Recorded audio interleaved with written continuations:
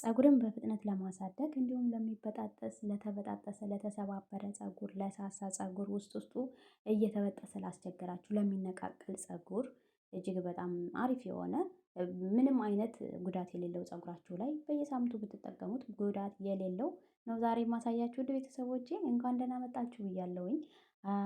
እግዚአብሔር ይመስገን እኔ ጋር ሁሉ ሰላም። አዎ እውነት ነው ጠፍቻለሁኝ። እንግዲህ ትንሽ ቀን እንደምትታገሱኝ ተስፋ አደርጋለሁኝ።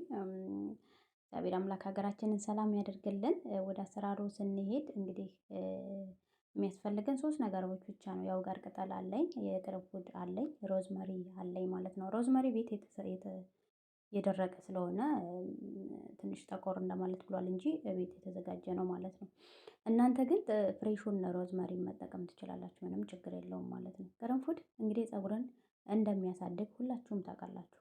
ሮዝመሪም እንደዛው የደም ስራችንን የሚያንቀሳቅስልን እንዲሁም ፀጉራችን በፍጥነት እንዲያድግ የሚያደርግልን ቅርንፉድ ወሳኝ የሆነ ምርጥ እንትን ነው። ወሳኝ የፀጉር ማሳደጊያ እንደሆነ ሁላችሁም ታውቁታላችሁ ማለት ነው። እዚህ ጋር ትንሽዬ ለቅለቅ ማድረግ ያስፈልገዋል። አቧራ ምናምን ካለው ይለቅልናል ማለት ነው። ለቅለቅ እንደዚህ ካደረጋችሁት በኋላ አንድ ብርጭቆ ውሃ ወይ ደግሞ የሚበቃችሁን ለሶስት ቀን ከሆነ ለሶስት ቀን ለአራት ቀን የሚበቃችሁን ያህል ተጠቀሙ። እንግዲህ ነጮች የሚጠቀሙበት ፀጉራቸው ብጥስጥስ ያለ የተሰባበረን ፀጉር የሞተን ፀጉር ያነሳል። እውነት ለመናገር ቅርንፉድ በጣም አሪፍ ነው።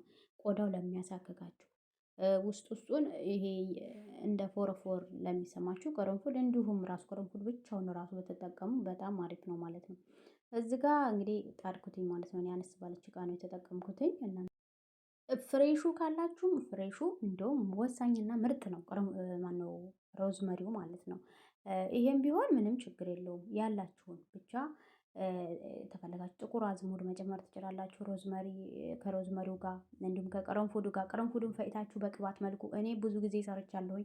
እውነት ነው አሁን ላይ ብዙ ስላልተመቸኝ ነው። ወደፊት ግን የምሰራላችሁ ምርጥ ምርጥ ቅባቶች አሉ። ፀጉራችሁ ለተጎዳ ፀጉር የሚሆን ምርጥ ውህዶች ደግሞ ከዚህ በፊትም ሰርቻለሁ። አሁንም ወደፊት የተዘጋጀ አለ። እሱን እለቅላችኋለሁኝ። እስከዛው ድረስ ግን እንደዚህ ከ3 ከ4 ደቂቃ በኋላ እንደዚህ ተንተከተከ ወደ ሻይነት ይቀየራል ውሃው ማለት ነው። ምክንያቱም ቅርንፉድ ውሃ ፀጉራችሁ ውስጡን ለሚያሳክክ የሚጠቅመው ለዚህ ነው። የቅርንፉድ ውሃ ፀጉርን በዛው እንደነበረበት ያደርጋል። ፀጉርን ያሳድጋል። ለሚበጣጠስ ፀጉር ለተጎዳ ፀጉር በጣም አሪፍ ነው። ሁላችሁም እንድትጠቀሙት ወይ ከቤታችሁ እንድታጡት የማልፈልገው ከዚህ በፊትም ተናግሬያለሁ። ወይ ብዙ ጊዜ ነው የምናገረው ቅርንፉድን ከቤታችሁ እንዳታጡ በቃ።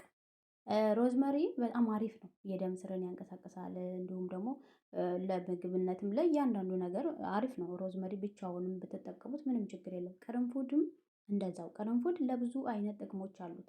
እንዲሁም እንደ ሻይ ብትጠቀሙትም ቅርንፉድ ተመራጭ ነው እና እዚህ ጋር እንደምታዩት ሻይ የሚመስል ቆንጆ ውሃ ወጣልኝ ማለት ነው። ውሃውን አፍልቼው እንግዲህ ውሃው ይሄን ይመስላል ማለት ነው። ቅድም ውሃውን ስጨምረው አይታችኋል። የሻይ ከለር ያዘልኝ። አሁን ይሄ ብርድ ሲል ውሃ ፀጉራችሁ የምትጠቀሙበት ወይ ደግሞ ስፕራይት ላይ በዚህ መልኩ አንቆረቁረዋለሁኝ።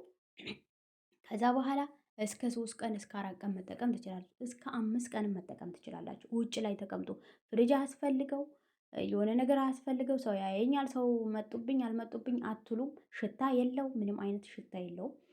ማታ ከመታጠባችሁ በፊት መቀባት ትችላላችሁ። ከታጠባችሁ በኋላ ብትቀቡት ያን ያህል ሽታ የለም። ከዛ በፊት ከዛ ሁሉ ግን አንድ ሳምንት ልትታጠቡ አንድ ሳምንት ወይ 3 ቀን 4 ቀን ሲቀራችሁ እየተቀባችሁ ማታ ማታ በደንብ ማሳጅ እያደረጋችሁ ውስጡን በደንብ እየረጫችሁ ማሳጅ አድርጋችሁ ስጨርሱ ሁሌም ቢሆን ሁለትዮሽ ወይ 3 ቦታ ጉንጉን አድርጋችሁ ጫፍ ጫፉን አሳድሩት። ጠዋት ላይ ብትን አድርጋችሁ አበጥሩት። ምንም አይነት ሽታ የለውም።